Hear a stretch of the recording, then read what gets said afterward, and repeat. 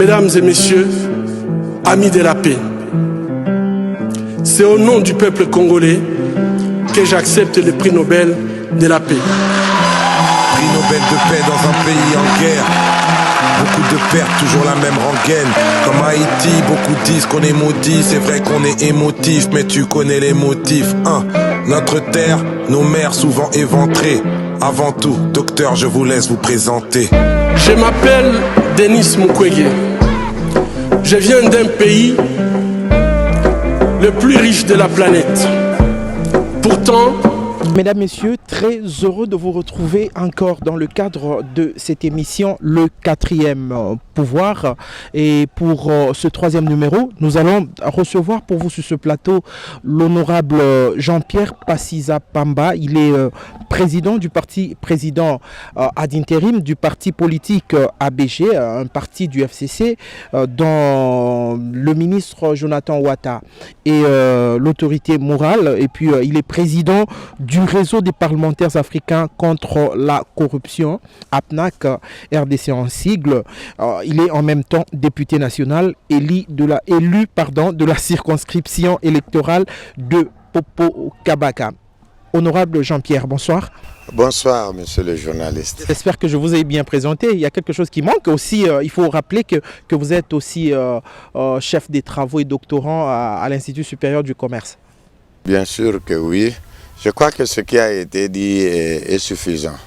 Le reste, on n'a qu'à découvrir sur le terrain quand on est ensemble. Voilà, merci beaucoup fidèles téléspectateurs. Je ne suis pas seul, vous savez, dans cette émission, je suis toujours accompagné de ma complice.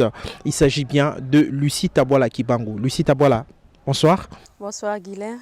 Très heureux de vous retrouver une fois de plus avec nous. Hein. Merci, le plaisir est partagé en voilà. tout cas. Très heureux. Parce que chaque fois que vous êtes avec nous, le plateau est bien garni, il est bien embelli, bien orné aussi. Donc, toujours belle, ça fait plaisir à votre... Marie, Papa Roger Kayolo, que nous saluons depuis quelque part. Voilà. Honorable, vous êtes député national, je l'ai dit tout à l'heure. Vous avez dernièrement été en vacances parlementaires dans votre fief électoral. Qu'est-ce qu'on peut retenir de ces périples que vous avez fait du côté de Popo-Kabaka? Bien, monsieur le journaliste, quand vous parlez de vacances parlementaires, je dois vous dire tout de suite que quitter la ville de Kinshasa actuellement pour rentrer chez nous au village, moi je suis à Popo-Kabaka, à plus de 380 km de la ville de Kinshasa. Je dois d'abord commencer par vous avouer que les images que vous présentez ici ne sont pas captées à Popo-Kabaka. Premier élément que tu dois retenir, c'est qu'on parle d'un milieu enclavé, alors qu'on est à 380 km de la ville de Kinshasa. Et le constat a été fait dernièrement, je crois, par le cardinal Fricolin Ambongo. Lors du sacre de Monseigneur Fansaka, ouais. Et qui s'est exclamé dans l'homélie. Il dit, mais l'état de route qu'il a constaté, ça ne peut pas exister en plein 21e siècle. Donc, deuxième problème, c'est que pour joindre Popo-Kabaka, c'est un combat, un parcours du combattant. Et là, c'est pour rejoindre le chef-lieu du territoire, qui est la cité de Popo-Kabaka. Imaginez maintenant qu'on est sur la route nationale numéro 16, on joint difficilement la cité de Popo-Kabaka. Quand sera-t-il maintenant des villages dans les différents secteurs? Dans les fins fonds, quand il faut entrer. Vous n'avez qu'à imaginer. C'est-à-dire que les routes là-bas sont abandonnées. Vous allez me dire peut-être que vous avez suivi le lancement des travaux de cantonnage manuel. Voilà. Manuel. Bien, on est juste au début et nous allons voir ce que ça va donner parce que nous sommes investis exactement pour accompagner. Au début, ça fait déjà 2 mois. Le ministère de Développement Rural. Non, le jour du lancement ne signifie pas que les travaux ont démarré partout. On a lancé à Kenge. Il faut prendre le matériel de Kenge pour le transporter à Popo-Kabaka. Et il faudra combien de mois pour ça? Et il faudra encore un moyen de transport. Bien, qu'à cela ne tienne, je sais que pour certains tronçons, les travaux ont déjà commencé. Et ça, il s'agit bien de la route nationale numéro 16. On va travailler manuellement en attendant que le gouvernement prenne ses responsabilités. Au niveau des étudiants, où nous avons une seule institution officielle qui est l'ISP Popo-Kabaka, je crois que le collègue qui m'a accompagné, qui est un élu de Kinshasa, qui a été à Popo-Kabaka, s'est également exclamé. Il dit, mais quand il est allé au département, je crois, de biologie et aussi au département de vétérinaire, il s'est dit, ben, alors c'est quel type d'enseignement que nous faisons ici? C'est comme ça que quand les étudiants terminent, ils ne peuvent pas eux-mêmes créer des emplois. Ils sont en train de courir avec des lettres de demande d'emploi. Alors que quand quelqu'un a fini ses études ailleurs, surtout le niveau supérieur, les Américains disent « my own business », c'est-à-dire ma propre entreprise. Je crée mon emploi. Les études supérieures doivent répondre à la fonction de créateur d'emploi. C'est-à-dire quand on a fini les études, on s'organise et le gouvernement subventionne. Et puis on peut démarrer. Voilà comment on peut en arriver jusqu'à la création de beaucoup de petites et moyennes entreprises qui n'existaient pas. Et l'aérodrome de Popo-Kabaka est séparé de l'administration du territoire par la rivière Loyer. Et ce pont-là s'est écroulé depuis 2016. Nous avons entrepris des démarches et nous avons mis les agents de l'office de route dans ma voiture, la mienne, jusqu'à Popo-Kabaka pour faire l'état de lieu de ce pont-là et rentrer ici. Je détiens même des correspondances que je ne sais pas vous indiquer ici, où les ministres anciens, les ministres honoraires des infrastructures et travaux publics Thomas Louaka ont demandé à l'office de route d'aller exécuter ces travaux.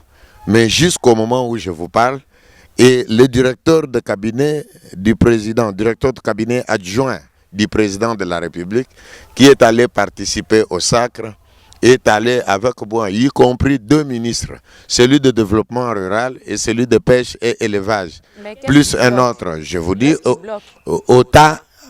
moment où je vous parle, ce pont est toujours dans l'état de 2016, c'est-à-dire le pont s'est effondré et en s'effondrant 4 ans durant, imaginez un peu l'état de route de l'autre côté où les véhicules ne peuvent pas. Mais Une vous question, avez dit une que question. le ministre a ordonné l'exécution des travaux. Mais qu'est-ce qui pourquoi? bloque Qu'est-ce qui justement bloque Les travaux ne sont jamais Qu'est-ce qui bloque, exécutés. honorable? Vous allez répondre à cette question au ministre des Travaux publics et infrastructures, tout comme aux autres, même celui aussi du développement rural qui a été témoin et qui a vu que c'est un petit pont de 16 mètres. Alors qu'ici, nous parlons, nous défendons, nous menons des démarches, mais le pont n'est toujours pas réhabilité. C'est comme ça, chaque fois quand je reviens des vacances parlementaires, je vous dis, le budget que nous votons, ce n'est pas pour la ville de Kinshasa. Le budget doit concerner toute la République démocratique du Congo. Et puis, M. Guillain, vous allez vous rendre compte que 89%, bien, comme il n'y a pas de recensement, nous restons dans les estimations. 89% de la population vivent dans les milieux ruraux. Mais l'exécution du budget, quand vous regardez la reddition des comptes, il n'y a que quelques villes qui sont concernées par l'exécution du budget. Donc ce pont-là ne permet pas à ce que l'état de route puisse s'améliorer. Parce que le pont lui-même, il s'est effondré, il n'est pas réhabilité, il n'est pas pris en charge, malgré tous les efforts que nous avons fournis jusqu'à la lignée dans le budget de l'État, s'il vous plaît. Le pont est repris dans le budget de l'État, mais il n'a pas été... J'espère que cette fois-ci, avec l'engagement qu'a pris le directeur de cabinet adjoint du président de la République et le ministre du Développement rural qui étaient sur place, j'espère qu'après cette émission, ils pourront me contredire que non, les travaux ont déjà démarré ou les travaux sont fin prêts. Alors en ce moment-là, de quoi vous parlez encore?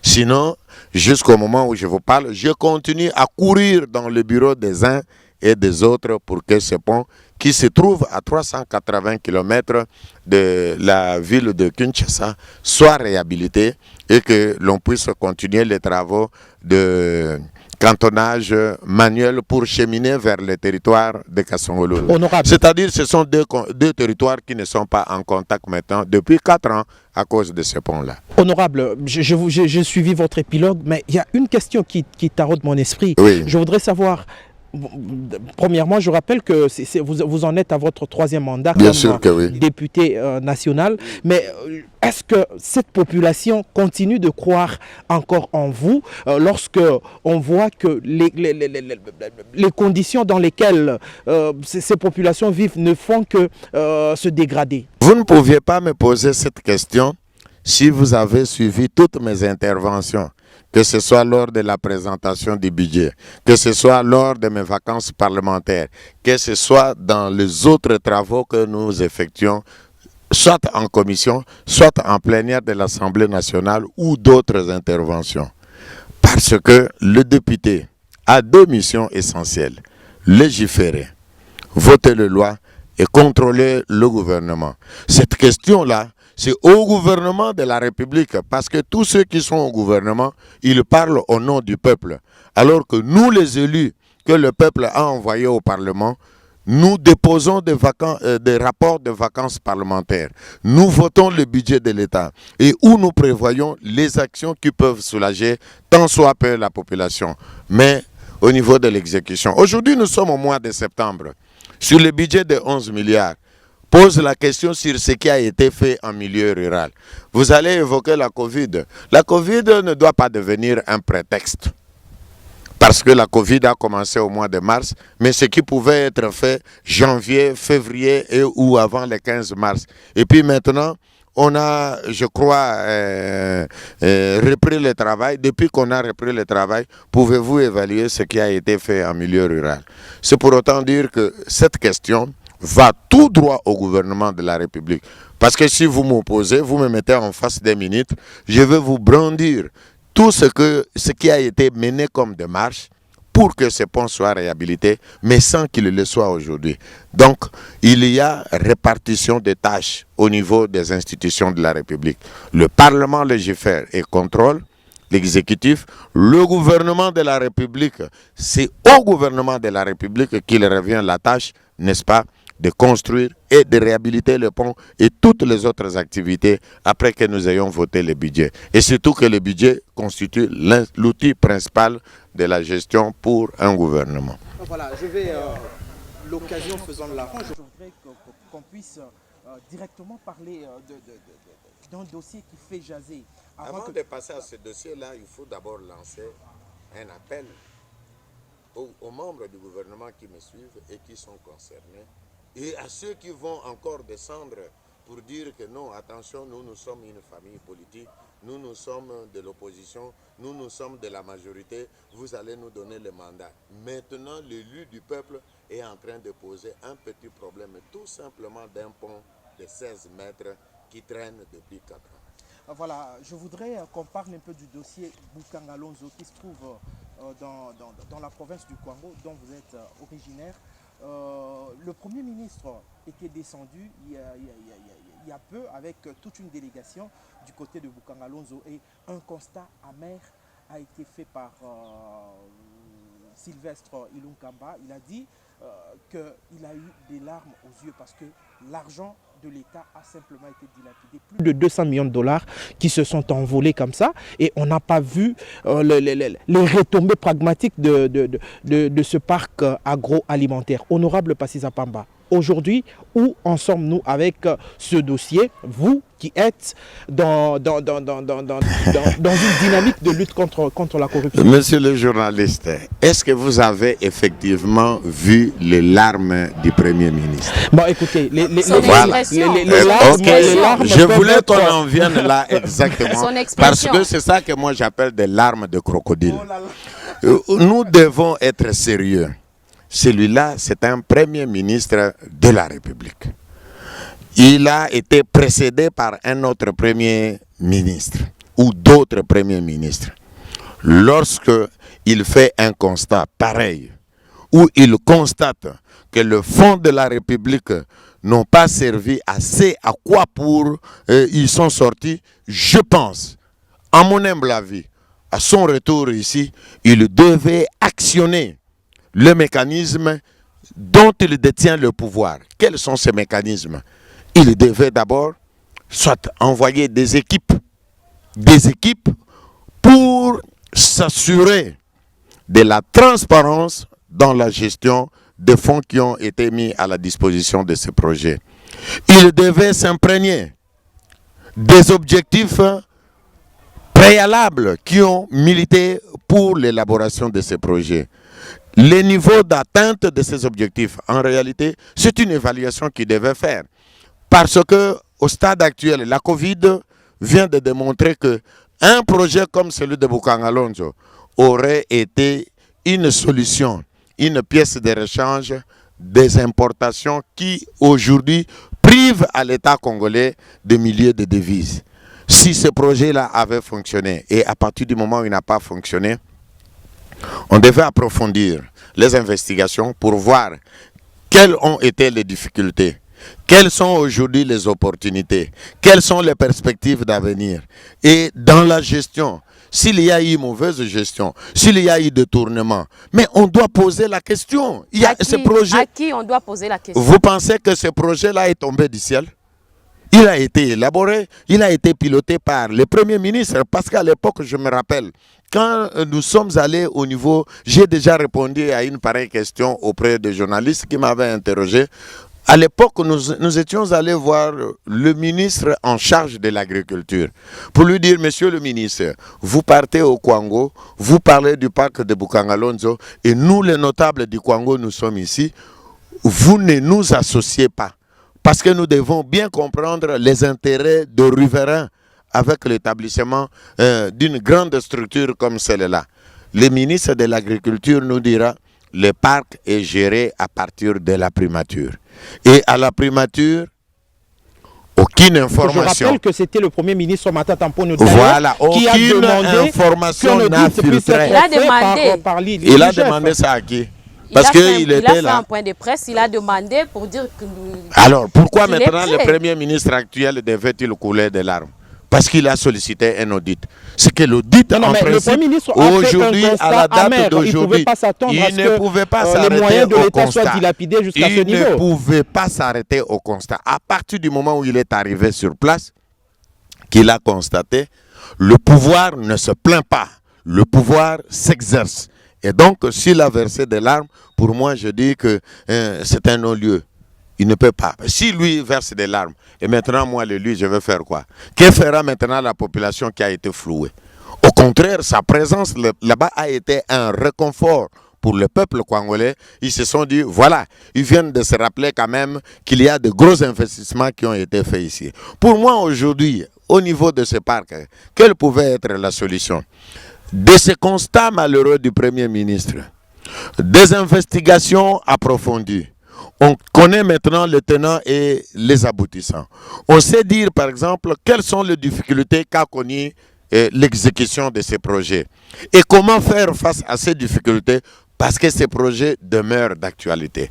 Aujourd'hui, quand vous suivez le gouvernement qui conduit son Excellence Sylvestre Ilunga Ilunkamba, a parlé de 3 secteurs productifs qui doivent être l'essentiel pour son programme, à partir de l'expérience vécue avec la Covid. Des secteurs productifs comme la pêche et l'élevage, le développement rural, l'agriculture. Et d'ailleurs que le feu président maréchal Mobutu a appelé priorité des priorités. Oui. Et ce slogan-là continue à être répété par tous ceux qui ont suivi jusqu'aujourd'hui, priorité des priorités. Mais dans l'entretemps sur le terrain, les maniocs de Popo Kabaka, les niébés de Kasongolunda, la tisane et tous les autres produits agricoles ne peuvent pas arriver à atteindre Kinshasa parce que le pont de Loaï s'est écroulé. Et vous parlez maintenant des secteurs prioritaires. Non, il ne suffit pas de le dire à la télévision. Il ne suffit pas de faire les déclarations.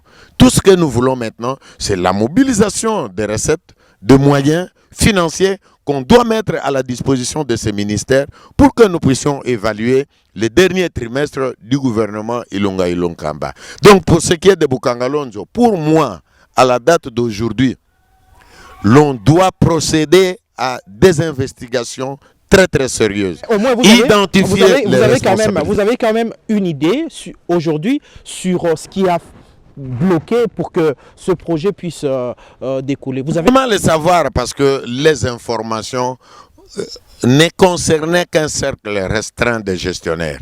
C'est pourquoi maintenant les institutions de la République doivent utiliser les organismes dont ils disposent. Je parle bien, il y a l'IGF, l'inspection générale de finances d'un côté, il y a la Cour des comptes de l'autre, il y a l'inspection judiciaire.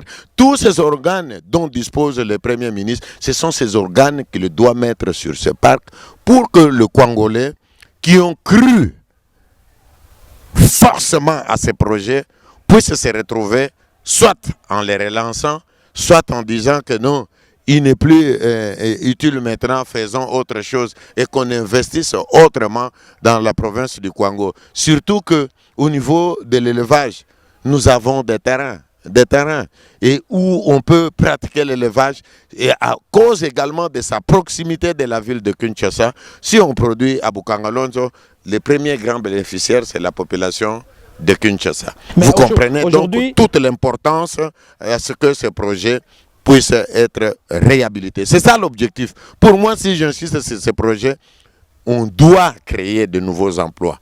Et ces emplois vont permettre aujourd'hui même de rééquilibrer la balance de paiement de la République.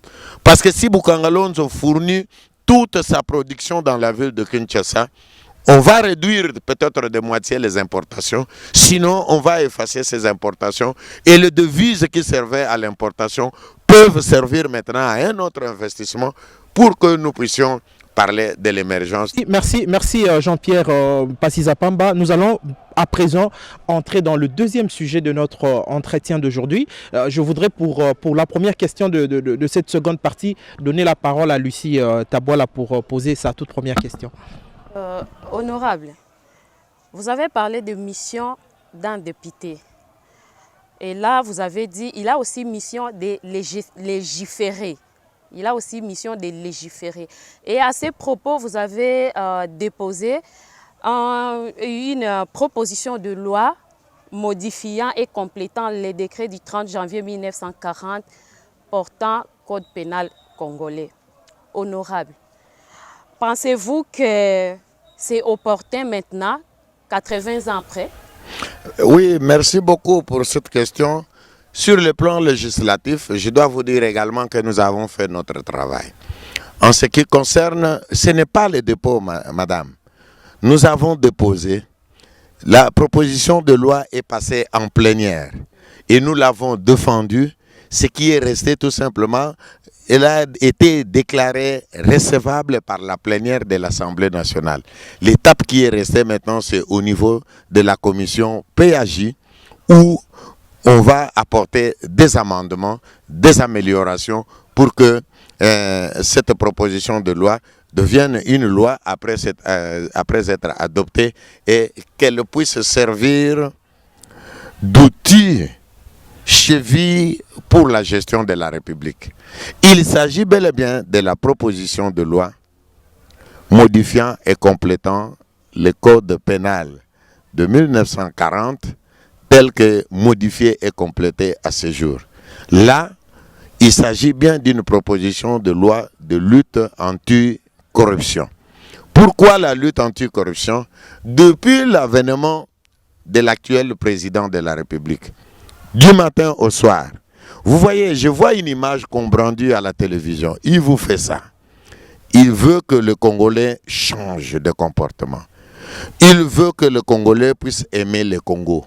Il désire à ce que le Congolais puisse aimer aussi son prochain, le Congolais.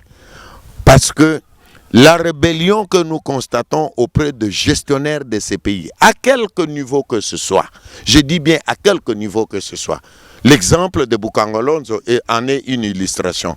On investit plus de 200 millions de dollars et 2 ans, 3 ans après, on ne veut même pas qu'on pose la question. On ne dit même pas à la population congolaise ce qui s'est passé. Voilà le type de gestion rebelle contre lesquels le président actuel veut militer. Ce qui veut dire quoi? la proposition de 1940 aujourd'hui est inadaptée par rapport à l'arsenal juridique international. Je veux dire ceci.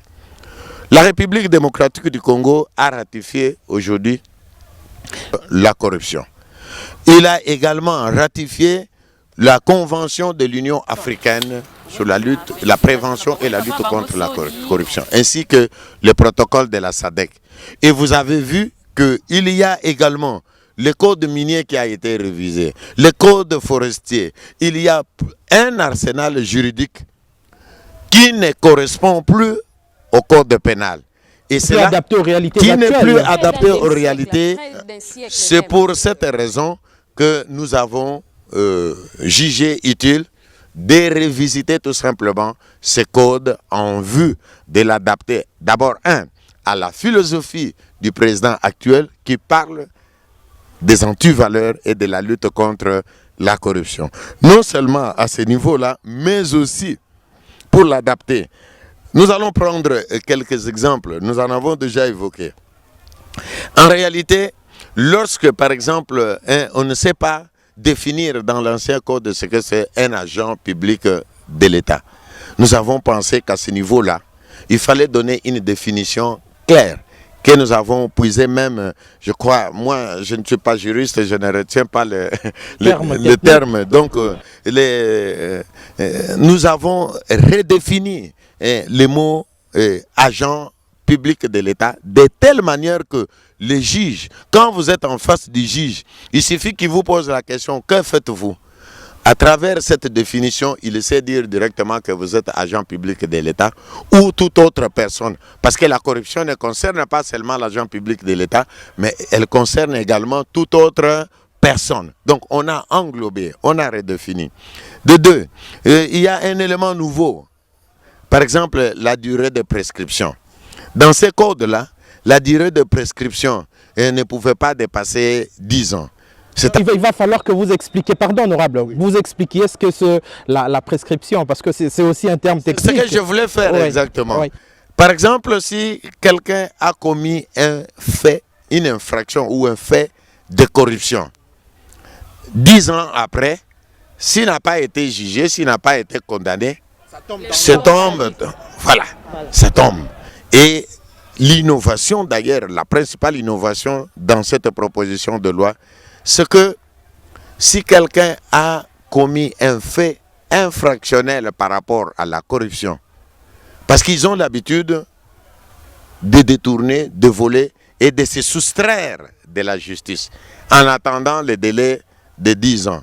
Mais maintenant, la présente loi dit, si vous volez aujourd'hui, vous disparaissez dans la nature, on vous retrouve 30 ans après.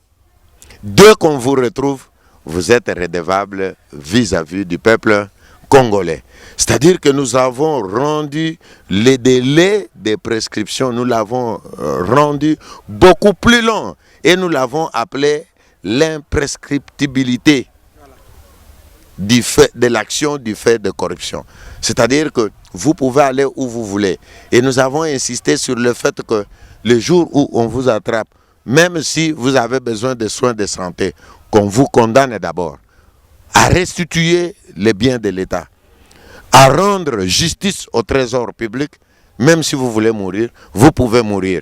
Et si jamais vous mourrez avant qu'on ait récupéré le bien ou le forfait que vous avez commis au trésor, on doit poursuivre les héritiers du produit de la corruption, du produit de détournement, du produit du vol, jusqu'à 10 ans. Donc, on peut être individuel. Pourquoi on doit poursuivre les biens de l'État jouissent de cette imprescriptibilité. Honorable, moi, je vous vois vraiment aux antipodes de cette lutte contre la corruption. Mais jusqu'où irez-vous avec ça? Pourquoi je le dis? D'autant plus qu'il y a de cela quelques années, avec l'ancien président Joseph Kabila Kabange, qui avait mis en place toute une structure pilotée par Lozolo Bambi comme conseiller spécial en matière de blanchiment d'argent, de corruption, ainsi de suite. Luzolo Bambi. Les hommes passent, S'il vous plaît. les hommes S'il vous passent, plaît. les institutions Reste. restent. C'est bien bon. Mais en amont, il y a eu un travail de fond qui a été fait par Luzolo Bambi. Il avait même cité les noms des personnes inculpées. Jusqu'à présent, ce travail n'a pas de retombée. Et vous pensez que vous, dans cette démarche, parce que je rappelle que vous êtes président du réseau des parlementaires africains contre la corruption. Vous pensez que cette loi sera la bienvenue au Parlement où nous avons aussi des corrupteurs? Bien. Je crois Et des corrompus d'ailleurs. les pays d'outre-mer où nous avons envie tous d'aller vivre, où nous envoyons nos enfants pour aller se faire former, ces pays-là vivent selon les principes.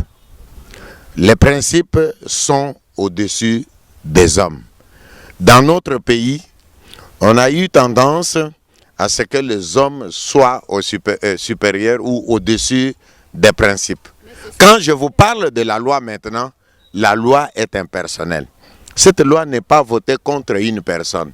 Cette loi, c'est pour essayer de mettre de garde-fous de telle manière que ceux qui ont pillé hier, ceux qui ont volé hier et qui existent encore aujourd'hui ne puissent pas recommencer les actes qu'ils ont posés hier. Parce que l'homme est dynamique. Et aussi, nous avons toujours évoqué le problème de volonté politique. Non seulement la volonté politique, mais il y a maintenant l'engagement politique. Cet engagement politique oblige maintenant les magistrats à être l'église au milieu du village. Parce que l'on ne peut pas combattre la corruption sans la justice. Ne dit-on pas que la justice élève une nation? Même le contrôle doit devenir un contrôle citoyen. Et si les principes sont bien élaborés, des principes équitables, comme nous sommes en train de le faire maintenant, en ajustant les structures de lutte contre la corruption. Vous-même, quand on va vous nommer quelque part, vous savez que, attention, hier n'est pas égal à aujourd'hui. Le mode de gestion d'hier ne correspond pas au mode de gestion aujourd'hui. Même s'il est difficile de procéder au changement de mentalité, déjà, la loi elle-même est dissuasive. Parce que les peines qui sont prévues, vous allez vous rendre compte que même les faits assimilés à la corruption ont des incriminations maintenant. Et vous allez choisir, vous, entre rendre service en bénéficiant de son salaire ou s'enrichir le plus rapidement possible en violant le principe, et que la lecture de ces principes peut vite vous conduire à un endroit où vous vous sentirez à l'aise. 10 ans diront, 15 ans diront, 20 ans diront. C'est un choix à faire. Parce qu'on a créé la cellule de changement de mentalité. On a créé l'agence de lutte et de prévention contre la corruption. Et on est en train de demander au peuple congolais, du matin au soir, à ce que le mental du Congolais soit transformé. C'est-à-dire, c'est un problème tout simplement du peuple congolais. C'est au peuple congolais de se dire, j'aime le Congo, j'abandonne les antivaleurs. Je vais servir mon peuple. Les carrés miniers doivent être vendus uniquement pour l'intérêt du peuple congolais. Les hydrocarbures, on doit savoir quelle est la quantité des hydrocarbures. Parce que dans le Congo central, encore un autre élément, celui-là, dans le Congo central, on ne sait pas, depuis qu'on extrait le pétrole là-bas, quelle est la quantité de pétrole que produit la République démocratique du Congo. On ne sait pas vous dire aujourd'hui le prix. Et on ne contrôle rien du tout. L'intervention même de cette société. Alors que le Congo-Brazzaville, l'Angola, nous avons le même bassin pétrolier. Et ce bassin d'ailleurs tire sa source si vous relisez les archives du Brésil. Parce qu'à l'époque, nous fûmes attachés avec le Brésil avant que l'océan ne prenne des proportions qu'il a pris aujourd'hui. On a le pétrole de part et d'autre. Et les deux autres pays vivent du pétrole. On arrive au Congo, aucune autorité ne vous dit ce qui se passe aujourd'hui dans les hydrocarbures. Et nous allons être très insistant d'ailleurs là-dessus, c'est l'instruction. L'éducation, c'est en famille. Or, aujourd'hui, les conditions sociales des Congolais ne permettent même pas à ce que les enfants soient pris en charge au niveau de la famille. C'est pour cette raison que nous disons aujourd'hui, nous devons tous militer pour la transformation de l'homme congolais, le changement de mentalité, la prise en compte. Et je résume ça tout simplement en l'amour du Congo. Aimer le Congo et aimer les Congolais. Quand vous aimez le Congo et que vous aimez les Congolais, vous ne pouvez pas laisser partir l'argent du pétrole sans le moindre contrôle. Vous ne pouvez pas, aujourd'hui, les carrés miniers, le bois et les autres recettes. Vous savez, au niveau même de la TVA est en train d'enrichir aujourd'hui tous ceux qui ont les expatriés et tous ceux qui ont des affaires. Alors que la TVA a été vantée lors de son lancement qu'il produirait. La corruption est à la base de tout ça. L'organisation de la société. Est-ce qu'on a mis le moyen nécessaire pour essayer de couvrir tout l'espace où on doit capter la TVA et l'orienter vers les trésors publics? Aujourd'hui, ce sont les opérateurs économiques qui se plaignent du matin au soir alors que ce sont des opérateurs économiques véreux qui captent aujourd'hui la TVA et l'incluent dans leur chiffre d'affaires parce que les mécanismes de contrôle ne sont pas encore fiables. Parce que l'État n'a pas financer exactement les réformes qui doivent permettre de capter la TVA. Et c'est encore ça, encore au gouvernement, disons-les assez, au gouvernement, de savoir maintenant que on a besoin de recettes, beaucoup de recettes, afin de financer toutes les opérations qui peuvent permettre à ce que l'on puisse redémarrer l'économie de notre pays. Donc, je dois vous dire en ce moment-là que la responsabilité incombe au gouvernement qui n'a pas eu la possibilité de le faire, semble-t-il, maintenant à cause de la Covid. Mais la Covid ne servira pas de prétexte. Il faut que l'on mette l'homme congolais au centre du développement de la République par la sanction. Je suis en train de terminer pour dire il faut maintenant combattre l'impunité par la sanction. La sanction peut être positive, elle peut être négative. Mais au niveau de corruption atteint aujourd'hui par la République démocratique du Congo, la solution idéale reste, même si le vrai moyen de lutter contre la corruption reste la prévention, mais maintenant il faut la répression. Pas de complaisance. Quand quelqu'un... Déjà au niveau de l'Assemblée nationale, vous avez consacré la complaisance. Vous en êtes à votre troisième mandat. Aucun membre du gouvernement évincé par cette Assemblée nationale. On dit que le rôle de contrôle, c'est pour évincer le gouvernement. Non, pas essentiellement. On ne l'a pas fait. Vous allez interroger les différents bureaux qui se sont succédés. Pourquoi le Parlement n'a pas pu évincer? Mais honorable, attendez, je vous réponds. Je suis député national. Je n'ai pas froid à vous le dire. Je n'ai pas froid à vous le dire. Moi, je dis le fonctionnement actuel entre majorité et opposition. Vous savez comment fonctionne le système avec des mots d'ordre. Vous le savez. Donc, c'est le système qui doit... Attendez, c'est le système qui doit être revisité. C'est-à-dire, le mot d'ordre doit être donné en fonction du desiderata du peuple congolais. Si c'est pour protéger des individus, c'est ça le changement dont on est en train de parler. Le changement. Quand je parle de changement, je ne catégorise pas, il s'agit du changement du peuple congolais tout court, dans son ensemble. Qu'on soit président de la République, qu'on soit le citoyen le tout dernier, qu'on soit ministre, qu'on soit député, qui que l'on soit, quand on aime le Congo, on doit procéder au changement de... Et quand ce même peuple congolais-là est sous-payé, comment va-t-il résister à la corruption? Sans détail, lorsque l'on doit parler du problème global, c'est-à-dire actuellement, le vrai problème, c'est la revisitation de l'organisation du pays dans son ensemble, la gestion du pays, la gouvernance de la République. On doit inclure tous les paramètres. Parce que quand vous allez aborder le côté des salaires, c'est encore le gouvernement. Parce que le gouvernement a un ministère de travail et prévoyance sociale de qui dépend, n'est-ce pas, cette organisation, la définition de la tension salariale entre les individus. Donc tous ces éléments-là reposent sur la revisitation de l'outil gouvernement, sur l'ensemble des opérations qui doivent amener... J'ai une question, je ne dirais pas que j'ai pitié de vous, mais sous d'autres cieux, on connaît le sort réservé aux personnes qui se sont acharnées contre la corruption. Dans la lutte qui est la vôtre aujourd'hui, je l'ai dit ici, on vous voit aux avant-postes lorsqu'il faudra combattre cette corruption. Vous ne craignez pas pour votre intégrité physique? Tout en étant député, je suis allé solliciter les mandats publics pour me faire serviteur du peuple.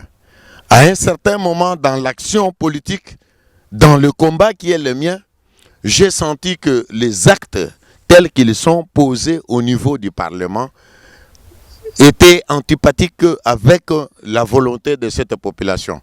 C'est pourquoi nous avons entrepris de mener la sensibilisation sur la lutte contre les antivaleurs. Et cette lutte devait permettre aux uns et aux autres, mais surtout aux tenants du pouvoir. Parce que ce sont eux qui orientent la communauté. Ce sont eux qui donnent des ordres et qui font que la communauté, soit elle avance, soit elle stagne, soit elle recule. Or, nous, en observant ce que nous faisons dans notre pays, un budget de 4 milliards pour 80 millions d'habitants. Mais dans l'entretemps, il y a des hommes forts. L'État n'a pas les moyens. Voilà, l'État n'a pas les moyens de pouvoir payer les enseignants, des gens qui travaillent 10 ans, 15 ans qu'on appelle nouvelle unité. Sauf si le français que nous avons appris au collège m'échappe. Une nouvelle unité, c'est celle qui venait d'être récemment engagée. Mais quelqu'un qui a 10 ans de fonction, vous continuez à l'appeler nouvelle unité, non mécanisée, il rend service à l'État. Prenons le cas d'un enseignant qui enseigne des enfants qui sont passés au centre d'examen d'État, qui sont diplômés, mais lui, croupi dans la misère, il n'a jamais touché son salaire 10 ans, 15 ans après. Il faut ne pas avoir un cœur humain pour tolérer des choses comme ça. Et c'est pour cette raison que nous avons entrepris au sein du Parlement, à travers cette structure, l'interpellation surtout de la classe dirigeante. Ce sont eux. Écoutez, l'intellectuel... C'est un combat que vous menez pratiquement seul. Vous êtes seul. Je ne l'amène pas seul. Aujourd'hui, l'objectif dans les activités de la PNAC, d'ailleurs quand nous allons démarrer tout de suite là, c'est d'amener le peuple à savoir les causes de sa misère. C'est-à-dire quand il y a de mauvais dirigeants qui prennent de mauvaises décisions, viser l'intérêt collectif. C'est-à-dire, que veut le peuple congolais? Manger, boire, se faire soigner, envoyer les enfants à l'école, protéger la République démocratique du Congo. Là, c'est le travail du militaire.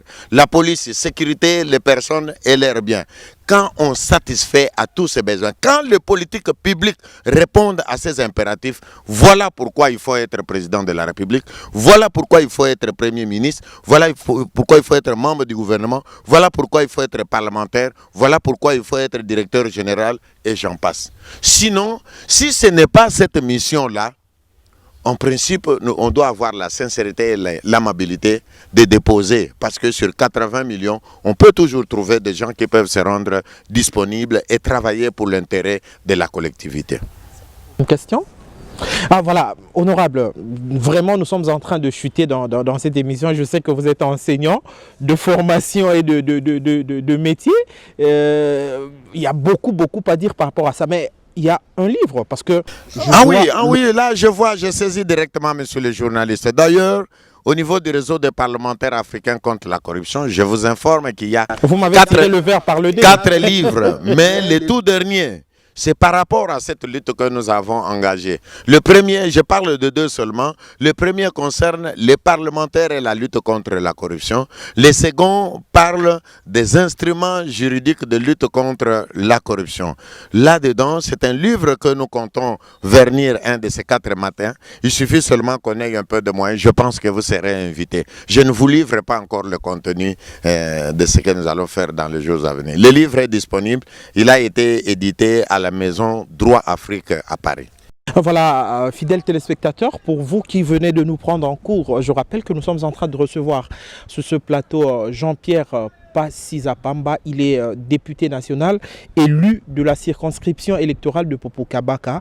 Il est aussi président ad intérim du parti politique ABG et je vous ai dit ici, il est également président du réseau des parlementaires qui luttent contre la corruption, parce que vous le savez, la corruption est l'un des fléaux qui gangrènent aujourd'hui notre pays. Si le frein au développement est de mise dans notre pays, c'est entre autres suite à la corruption. Avec lui, on a essayé de parler de beaucoup de choses tout au long de cette émission. Si vous l'avez raté, espérons que vous allez la regarder lors de la rediffusion. Mais on va chuter par un message de ce député national, honorable Passisa Pamba. Vous avez attendez, je sais que vous avez l'habitude de me tirer le verre par le nez. Je ne le fais plus. Si vous avez, oh non, je vous le concède, mais c'est de votre droit. Si vous avez aujourd'hui un message à lancer à votre base, qui se trouve actuellement à Popocabaka, aussi aux dirigeants. Je sais que vous avez assez parlé. Qu'est-ce que vous pouvez leur dire en bref pendant 1 minute 30 et puis nous allons mettre un terme à cette émission. Le premier message, c'est au gouverneur de la République, parce que j'ai parlé du pont Loaï, j'ai parlé des infrastructures, de pouvoir exécuter équitablement le budget en tenant compte du milieu rural. Et comme Popocabaka est dans le milieu rural, il doit aussi jouir des effets du peuple d'abord. Parce que le peuple aussi se trouve à Popocabaka, il se trouve à Kasongolunda, il se trouve à Feshikaemba, un coin alors où un véhicule n'arrive pas. Ce peuple doit garder espoir.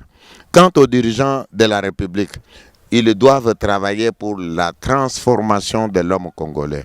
Nous avons besoin de valeurs éthiques, de valeurs morales. Ce sont ces valeurs-là qui sont des valeurs cardinales pour pouvoir améliorer la gouvernance de la République. Et le peuple congolais doit s'impliquer dans les actions de lutte contre la corruption. Le peuple ou la population doit devenir trop exigeante vis-à-vis des dirigeants.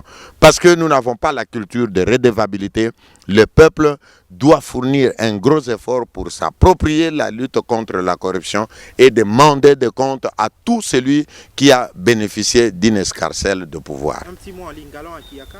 Nasengi, na peuple congolais, d'abord en lingala et puis en Kiyaka, na peuple congolais, d'abord, bozala kolandela ba politicien banso. Isengeli botu na kabango.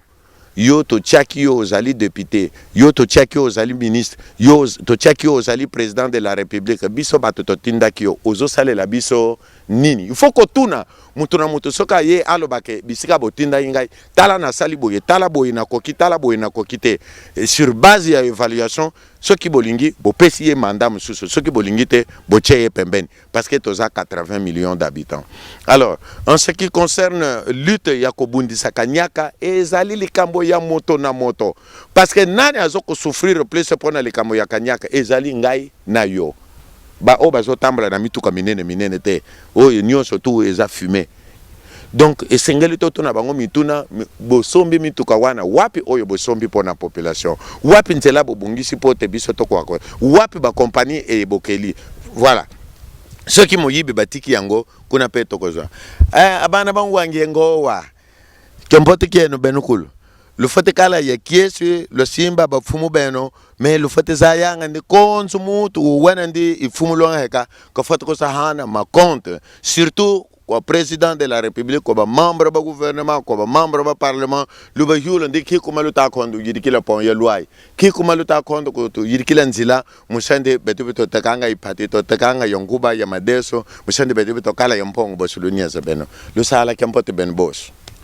Merci beaucoup. C'est sur ce message de l'honorable Jean-Pierre Passisa Pamba que nous allons mettre un terme à cette émission. Merci à toute l'équipe technique qui nous a accompagnés ce soir. Je ne vais pas citer les noms. Ils savent pourquoi. Je citerai lors du prochain numéro.